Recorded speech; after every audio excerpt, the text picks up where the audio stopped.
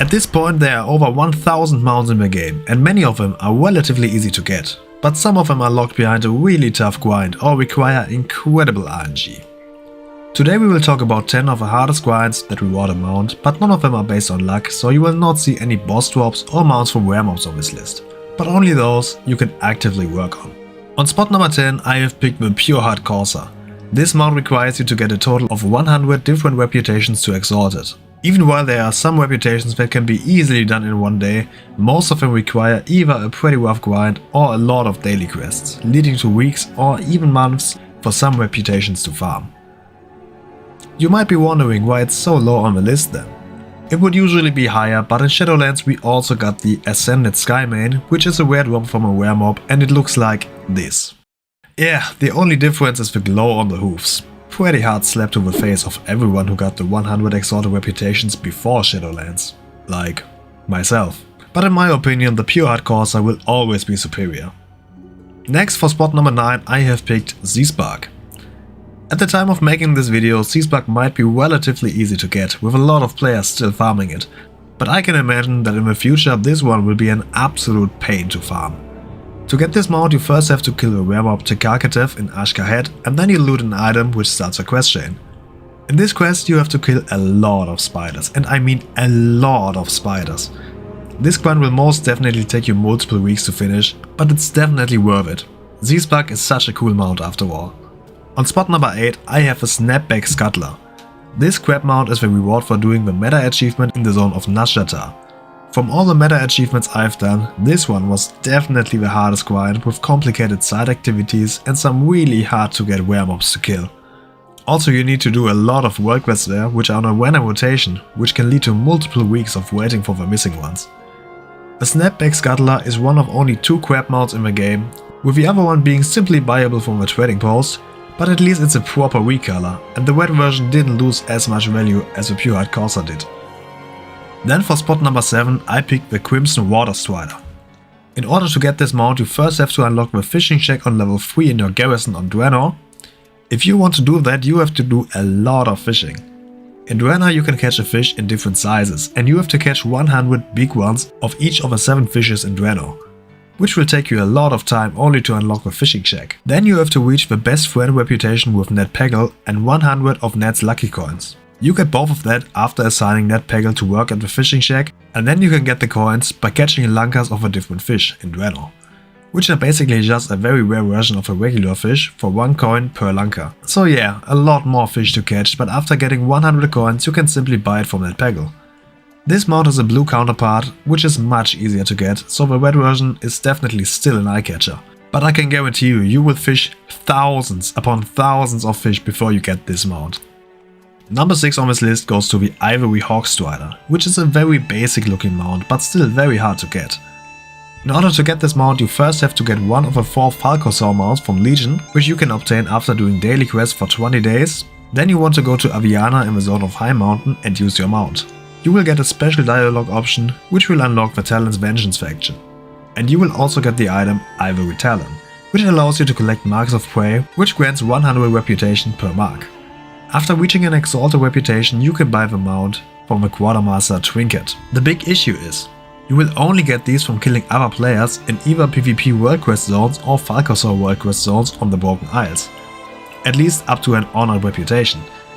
This would be no problem if you could simply non-stop farm it with a friend. However, after obtaining a mark of prey from killing a player, the player will be marked with a Hunted debuff, preventing anyone from obtaining any more marks from that player. And if you have to wait for 10 minutes each time, that's a total of 15 hours you would have to spend to get it. After reaching Honored you can get the Ivory Feather from a Quartermaster, which you can use in Battlegrounds to further farm your reputation. After that it's just a lot of PvP you have to do, and eventually you can buy the mount.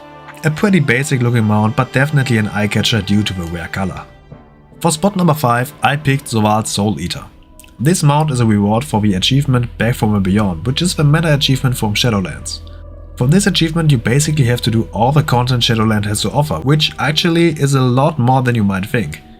You have to complete all the dungeons on Mythic difficulty, do all the raids, the hard mode of Tessavash, all achievements in Torghast, the meta achievements of Amor, Corthia and Zereth Mortis, Renown level 80 with all the covenants, do the special features of the Covenants, complete all Covenant campaigns and regular campaigns, and after all this you can finally get your mount. Number 4 on this list goes to the goodest boy of them all, Taian. Taian is basically Dragonflight's counterpart to Zal Soul Eater, since you have to do the Dragonflight meta achievement, A World Awoken. For this achievement you have to do all the mythic dungeons from Dragonflight, all raids, all side quests and campaigns, reaching the highest reputation with every single faction, do the Pathfinder achievement, complete the meta achievements of all the zones, including the Awakened Shores, Onaran Plains, Azur's Span, Faldrassus, Forgotten Reach, Zavala Caverns and Emerald Dream, do a lot of open world events and do all the dragon riding achievements. It's about the same amount of work as for the Shadowlands achievement, but farming all the reputations to a max is much harder this time.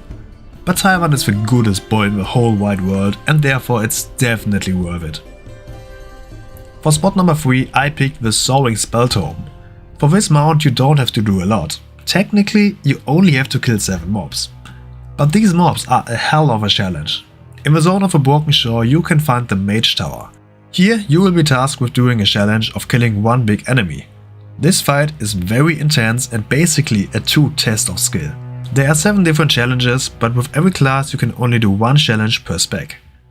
Tanks will fight High Lord Cruel, healers will fight Lord Andrew's Thorn, and the other 5 bosses are spread to the different specs. Defeating the bosses will grant you an armor set as a reward. Guardian Druids will also get a new bear form, and when you have completed all 7 challenges, you get the mount. This mount is very unique since it's the only mount with this design and you can really show off with it. On spot number 2 we have a prestigious Bloodforged Corser. This mount is a reward for reaching honor level 500. Reaching such a high honor level is a really impressive task, especially if you don't focus on PvP like most players. Honestly, I don't think I even have to say anything about this. It's a crazy achievement and an incredible mount. And for spot number 1 I have picked the usually not available mounts which sometimes can be bought on the black market auction house. The Zulian Tiger, Swift Wasashi Raptor, Black Proto-Drake and the mighty Caravan Butosaur. They were once available as either rare boss drops from achievements or for a lot of money. And nowadays whenever they show up in the black market auction house you can be sure they will be instantly at gold cap, so nobody can outbid it anymore. The gold cap is at 10 million gold in case you are not aware. And yeah, this is actually what I currently have, this is not a fake. Technically, I could buy them, but I have other plans for this money. What plans? Well, you will see. Anyways, having gold cap is something most players can only dream of. 10 million gold is an incredible amount to have, and then you also need to basically camp the black market auction house to not miss out on the rare mounts.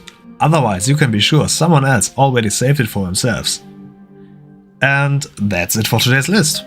100 exalted reputations doesn't sound too bad anymore, does it? I hope you enjoyed this video. If so, let me know by leaving a like, tell me in the comments if you already have one of these, and consider to subscribe to the channel. I hope to see you next time.